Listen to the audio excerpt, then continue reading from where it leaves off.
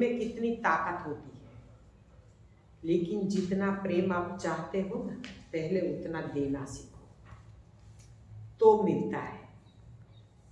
प्रभु से प्रेम तब मिलता है जब हम प्रेम देना सीख जाए। और प्रेम देने के लिए पहले यहाँ से जो कूड़ा कचरा भरा है ना, वो निकालना है।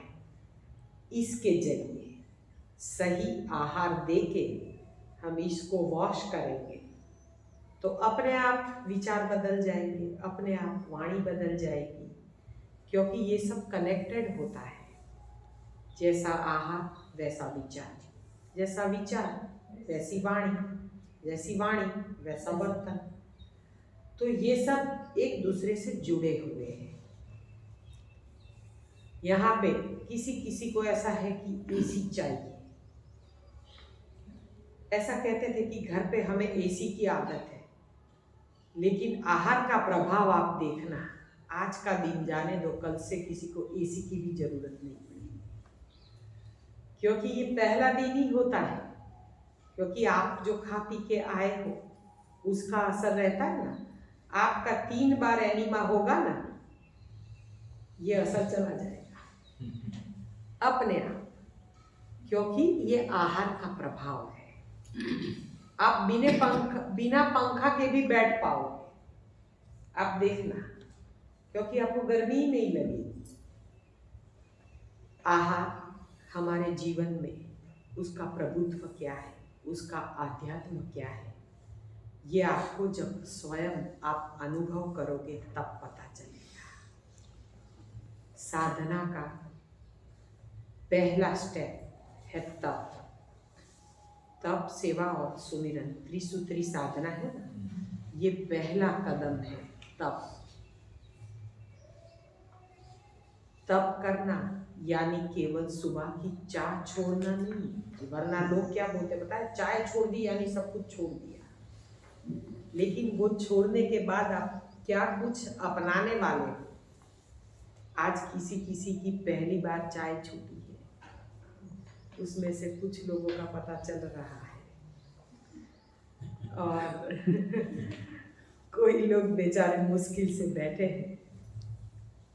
घबराइए मत, 3 दिन लगते हैं चाय छोड़ने में।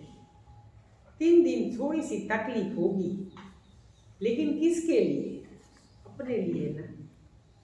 हमको कुछ चाहिए, जब परिणाम पाना है, हमें परमात्मा से कुछ पाना है तो कुछ खोना भी है, और उसमें ज़्यादा कुछ नहीं खोना है, केवल बुरी आदतें खोनी है और कुछ नहीं, बाकी तो बहुत कुछ मिलना है।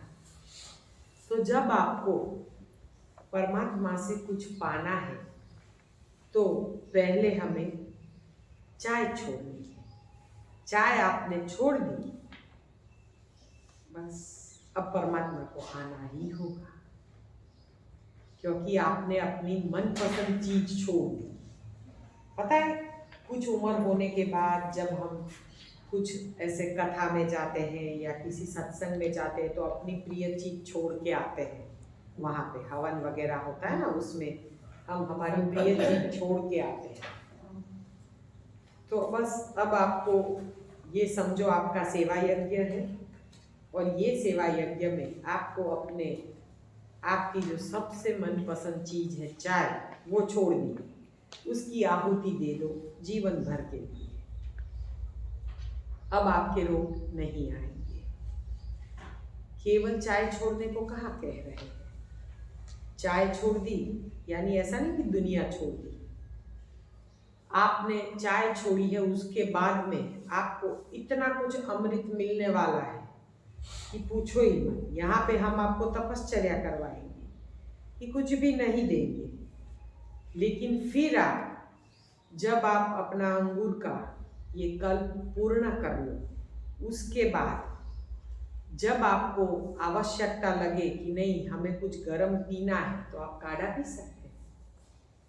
अदरक, तुलसी, पुदीना, सौंफ, दालचीनी का टुकड़ा, 1 लवंग, 3 काली मिर्च, ऐसा सब कुछ साबुत डाल के आप उबाल के अच्छे से काढ़ा बना के उसमें देसी गुड़ डाल के आप काढ़ा बना के पी सकते हो शाम के टाइम।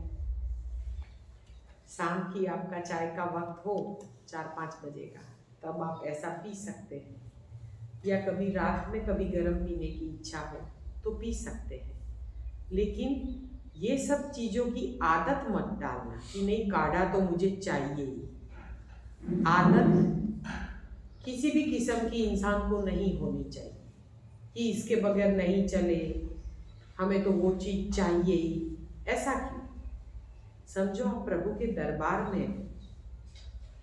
जब भी हम प्रभु के पास जाते हैं तो जब हमारी डिमांड खत्म हो जाए तभी आप प्रभु को पा सको। जब तक आपके अंदर इच्छाएं रहेगी, आपके अंदर डिमांड जगती ही रहेगी कि नहीं मुझे ये चाहिए, मुझे वो चाहिए, आपका समायोजन जब खत्म ही नहीं होगा और प्रभु से केवल हमने मांगा है, आज तक मांगा है, आज हमने जो प्रार्थना की उसमें सीखा कि प्रभु को कुछ देना है। प्रार्थना का वर्डिंग आपने समझा, उसका एक एक वर्ड देने का समझा रहा है। तो ये ईश प्रार्थना सही मायने में प्रार्थना है कि मनुष्य को कहा गया है कि कुछ दो, उसको हमें कुछ देना है जिसने हमें जीवन दिया। हमें जीवन किस लिए दिया? क्या खा पी के मौज करने के लिए? खाया पिया संग चलेगा, बाकी रहा तो जंग जलेगा। इतना खाया, जवानी में जो भी खाया, लेकिन अभी आप बीमार हो तो अभी तो आप सुधरो। हमारे लिए करना है, किसी और के लिए नहीं, ना पत्नी के लिए, ना पति के लिए, ना बच्चों के लिए। हमें स्वयं ठीक होना है, क्योंकि अगर हम खुद अपना काम खुद कर सकते हैं तो हमें किसी की जरूरत नहीं रहती कि नहीं कोई, हम परावलंबी नहीं रह जाते। अपना काम अगर खुद कर पाते हैं और जीवन पर्यंत अपना काम खुद कर पाए, इतना हो जाए तो काफी है। और हमें क्या चाहिए कि जब तक हम भगवान के द्वार जाए तब तक चलते फिरते जाए, हमें किसी की सेवा की जरूरत ना पड़े। इतना हो तो इससे बड़ा आशीर्वाद और क्या हो सकता है। जब तक जिए तब तक हम अस्पताल ना जाए तो कितना अच्छा होगा। हम देखते हैं कि बाकी का शेष जीवन ज्यादातर लोग बुढ़ापे के उम्र में ज्यादातर लोग डॉक्टर के चक्कर काटने में बिताते हैं, जबकि हमें प्रभु की शरण में बिताने चाहिए, सत्संग में बिताने चाहिए। हम सत्संग के जगह पे डॉक्टर के चक्कर और अस्पतालों में चले जाते हैं, क्योंकि पिछली उम्र में हमें सतनाम और भगवान के नाम के सिवा और क्या होता है हमारे पास?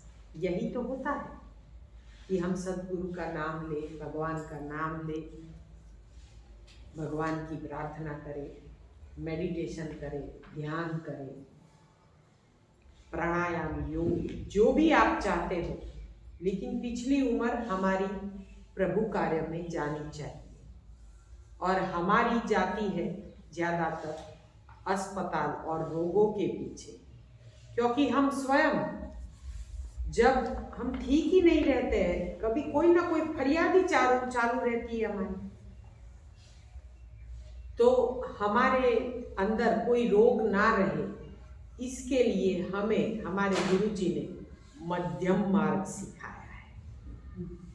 आप साल में एक बार अगर ये जैसे सेमिनार कर लेते हो और फिर अपने घर पे करते हो, घर पे नहीं कर सकते हो तो किसी ऐसी सेमिनार में चले जाइए, लेकिन कम से कम 21 दिन का एकाहार अवश्य करें। आपका पूरा साल अच्छा जाएगा। फिर पूरे साल में जो आपको तपस्या करनी है कि 21 दिन आपने ये अंगूर पे एकाहार किया, तो आप फिर उसके आधे दिन, यानी कि समझो 12 दिन, आप 11-12 दिन आप मल्टी रसाहार और फलाहार पे करेंगे। जैसे आपने एक सप्ताह 21 दिन आपने किया, तो आप एक सप्ताह विविध रसाहार कर लीजिए। जैसे फिर आपने संतरे का जूस, मौसम्बी का जूस, वाटरमेलन का जूस, गन्ने का जूस, नारियल पानी, ऐसे विविध रसाहार आपने दिन भर आहिस्ता आहिस्ता आपने शुरू किए। एक आहार यानी अंगूर का खत्म हुआ, आपने एक दिन केवल आप मौसम्बी के जूस पे रहे, दूसरे दिन आप केवल संतरे के जूस पे रहे, तीसरे दिन, हाँ दिन में एक बार आप चाहो तो ऐसे अंगूर बीच में भी खा सकते हो है तो, लेकिन एक बार, दो बार, तीन बार, आपको जब भी इच्छा कर तो आप ऐसे अंगूर का सेवन जब साथ में कर रहे होते हैं, तब आप जब मल्टी सब ले रहे हैं तो भी आप रसाहार और फलाहार लीजिए। क्यों? क्योंकि रसाहार फलाहार से ही आपको आपका रोग जो है वो आहिस्ता आहिस्ता सारे फलों को पचाना सीख जाएगा। भले आपको डायबिटीज है, आप मत घबराइए, क्योंकि फ्रूट में, फल में फ्रुक्टोज होता है, उसमें शुगर नहीं होती है। हम समझते हैं कि गन्ने के रस में तो फुल शुगर है, हम कैसे पिए? अकेले गन्ने के रस के ऊपर रख के भी आपका शुगर जाता है, आप मत घबराइए।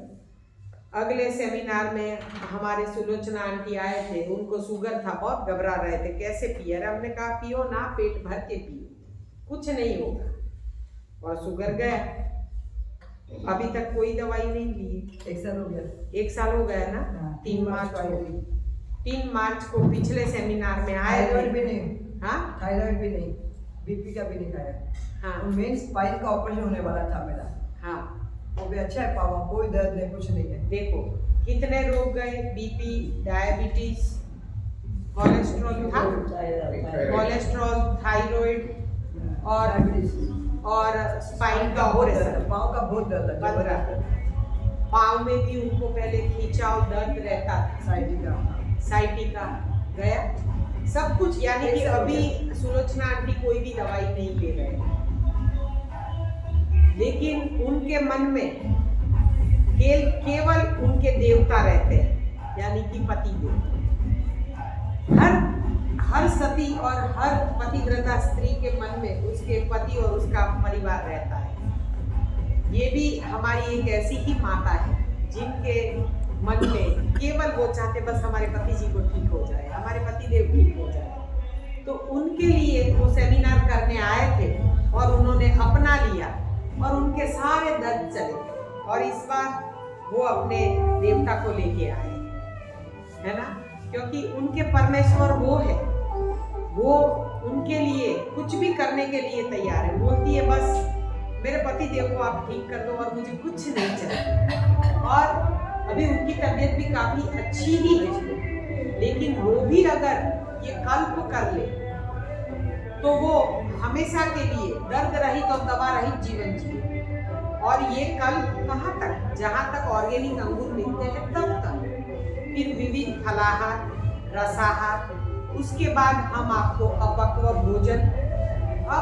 भोजन से आहिस्ता आहिस्ता, जैसे कि 3 महीने या 4 महीने, एक चातुर्मास के बाद हम आपको नेचुरल डाइट पे लाएंगे, नेचुरोपैथी, मध्यम मार्ग, एक टाइम कच्चा, एक टाइम पक्का, ये आपकी लाइफस्टाइल रहेगी। हम आपको ये नहीं है कि आपको भोजन देना ही नहीं, आपका जैसा रोग उस माध्यम से हम आपको ये तपश्चर्या करवाते हैं। जैसे कोई मामूली रोग है तो आपको 1.5-2 महीने में ठीक हो जाओगे, फिर आपको हम आहिस्ता आहिस्ता आपको मध्यम मार्ग पे लाएंगे, लेकिन कम से कम 100 डेज और उससे ऊपर एक चातुर्मास। हर धर्म में चातुर्मास का महत्व है। क्यों है? क्योंकि चातुर्मास जब आप कर लेते हो तो आपके बॉडी की साइकिल पूरी चेंज हो जाती है, सारे रोग चले जाते हैं, पूरा खून आपका साफ हो जाता है, और रोग जो आपके खून में आ चुका है वो खून ही साफ हो जाएगा तो फिर काहे का रोग? तो रोग ही नहीं रहेगा। इसीलिए चातुर्मास बहुत जरूरी है। सुलोचना आंटी ने भी चातुर्मास किए, तो देखो उनका रोग कभी वापस नहीं आया। अगर उन्होंने जल्दी किया होता कि नहीं अभी मुझसे नहीं रहा जाता है, दीदी मुझे कुछ खाना है, ऐसा किया होता, अगर आप मुझे रोज फोन करो तो फिर मैं भी कंटाल के बोल दूंगी ना, जाओ कर दो चाहो। हाँ, क्योंकि रोज रोज हमें भी ऐसा लगता है कि नहीं सामने वाला परेशान हो रहा है, लेकिन आपको अपने लिए करना है, मेरे लिए नहीं करना है, ना ही किसी और के लिए करना है, खुद के लिए करना है चातुर्मास। जो चातुर्मास करता है और फिर उसको मध्यम मार्ग के जरिए फॉलो करता है, कभी आप प्रसंग में गए और आपने कुछ थोड़ा बहुत ले लिया तो उसमें कोई पहाड़ नहीं टूटने वाला है, उसमें कुछ नहीं होता है। हम अपना संयम बरत लेते हैं, क्योंकि बार बार लगातार जब हम सेमिनार करते हैं ना तो ये इतना मजबूत हो जाता है कि चाहे आपके आगे 56 भोग भी रखा जाए ना तो पहले आप जरूर सलाद जूस वगैरह ले लें, फिर भले आप खाओ, लेकिन उसमें भी फिर आप खुद परहेज करोगे, क्योंकि आपने लगातार सेमिनार किए, 12 महीने में 4 सेमिनार भी किए हैं ना आपने, तो ये वॉश हो जाता है। हर 3 महीने में अपने एसी को आरओ को चाहिए ना सर्विस, इसलिए शरीर को भी और इसको भी सर्विस चाहिए, सेमिनार चाहिए, वरना छूट जाता है, फिर इंसान नहीं कर पाता है। पहले 12 महीने ऐसे होते हैं जो जैसे हम नहीं 9 महीने में अपने बच्चे को जन्म देते हैं, एक पूर्ण रूप से बच्चा तैयार होकर बाहर आता है, ठीक वैसे ही हमें हमारा नया जन्म करना है, रोग रहित हमें जीवन बिताना है। तो जब हम अपने शरीर को रोग मुक्त करते हैं तो उसमें साल भर हमें लगे रहना पड़ता है। पहले चातुर्मास एकदम कठिन, फिर चातुर्मास के बाद जब आपका मध्यम मार्ग शुरू होता है तो फिर जब आप मध्यम मार्ग शुरू करते हो, मेरी आवाज ठीक से सुनाई देती है? सुनाई देती है ना, वरना हम थोड़े और नजदीक आ जाएंगे।